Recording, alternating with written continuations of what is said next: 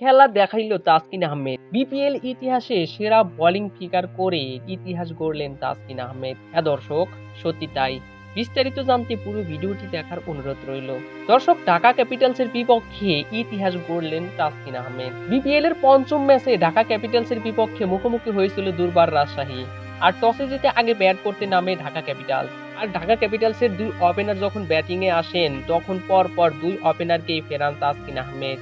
তারপরে শেষের দিকে দুর্দান্তভাবে বোলিং করে ঢাকার মিডল অর্ডারকে একবারে ব্যর্থ করে দিয়েছেন তাসকিন আহমেদ। 4 ওভার বল করে 19টা ডট বল দিয়েছেন।